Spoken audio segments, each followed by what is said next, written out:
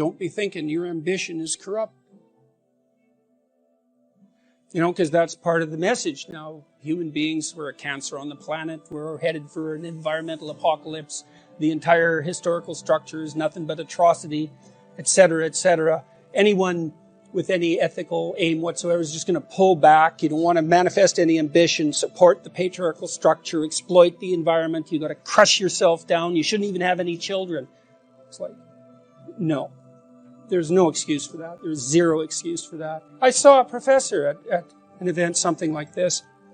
He came out and trumpeted this bloody, environmentally friendly house he built. And, fair enough, man. It was a pretty interesting house, but not everybody had the $4 million that it took him to build it. And I'm not criticizing his money even. It's like, he's had some money. Good for him. He built a house. Okay.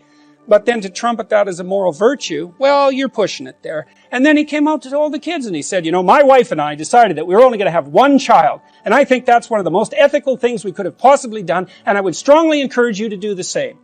I thought, you son of a bitch.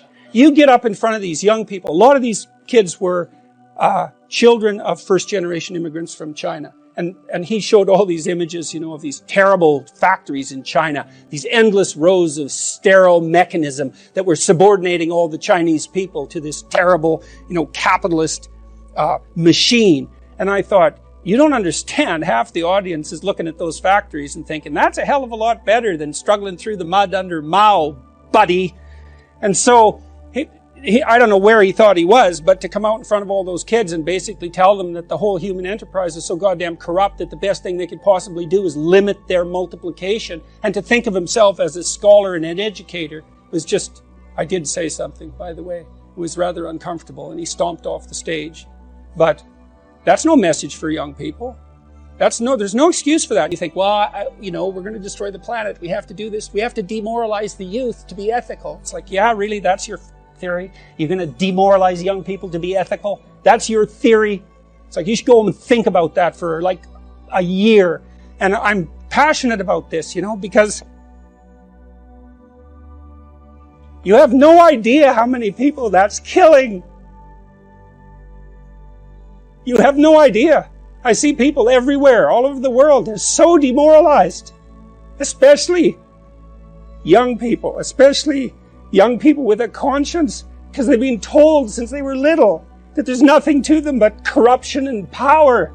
It's like, how the hell do you expect them to react?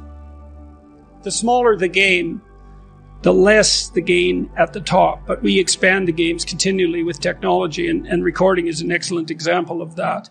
And so I guess what we hope is that we produce enough new games so that everybody can win at something.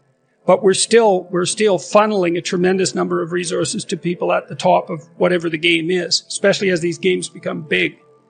So, yes. And you see that well, it's really obvious with money, and people complain continually about the top 1%. But the problem is that there's a book called Big Science, Little Science that was written in about 1962, and the author escapes me at the moment, but he did exactly the same sort of analysis for the scientific literature. It's exactly the same story.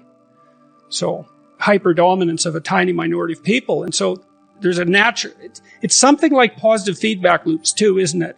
And I've noticed this as I've become more famous, I suppose, is that you get known and so more people know you, and so more people are likely to attend to you, and then more people are willing to talk to you because you have an audience, and so that drives the expansion of the audience, and your connection network grows at the same time, and you have more resources, and so it's a bunch of positive feedback loops moving upward.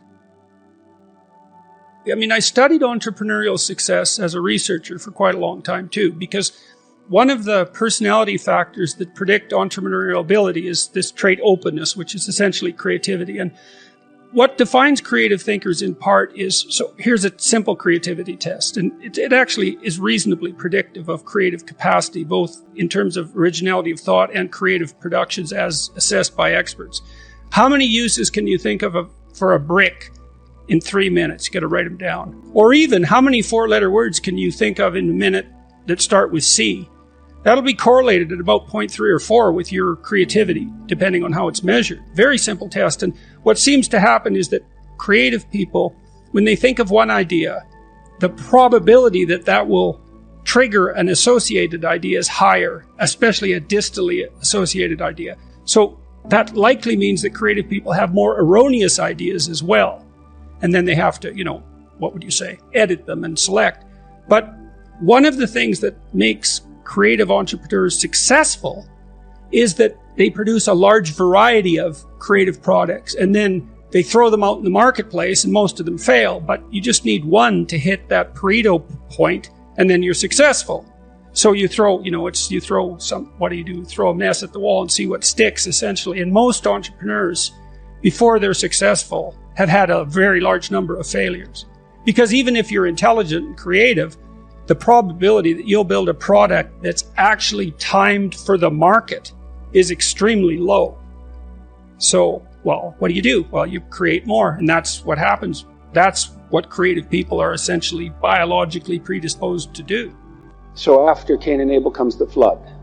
And that's no accident. The narrative placement of those stories is definitely no accident. It's unbelievably sophisticated from a literary perspective, a philosophical perspective, theological perspective, existential perspective. One form of temptation is the nihilistic chaos that's symbolically represented by the flood, right? It's the proliferation of sins.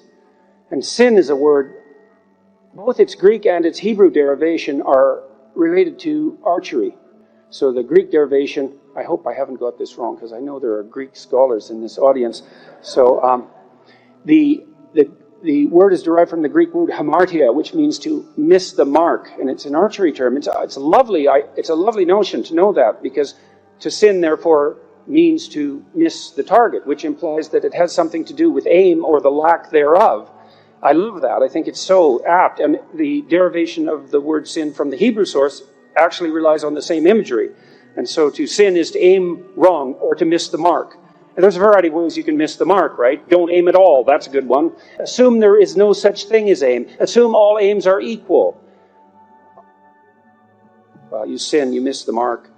What can happen? Well, one way is you can descend into a kind of nihilistic hopelessness. And that's not... You can understand that. You meet people in life whose lives have been so hard. You hear their stories. They've suffered so much, and they're bitter, and they're hurt, and they're resentful. And you think, oh my God, it's no wonder you're bitter and hurt and resentful. I mean, look what you've gone through. But you also notice that their bitterness and their resentment and their hopelessness and their chaos and their anxiety, it's not helping, right? It's worsening the problem. It's not making it better. And I'm not saying that people can always resist that. But I've certainly seen that it's not helpful. But I've also met other people, who have had stories equally catastrophic. Sometimes more catastrophic. Sometimes so catastrophic you can't even believe that they survived. Who are not embittered or made resentful by those experiences, and who continue to aim up. And so that makes a mockery of a kind of casual determinism, right? Is that you end up chaotic, nihilistic, hopeless, anxious, etc., merely as a consequence of the unbearable tragedy of your life. Because if that was the case, then everyone who had a series of unbearable tragedies, which, by the way, will be almost all of us in one way or another at one time or another, would end up in that catastrophic chaos that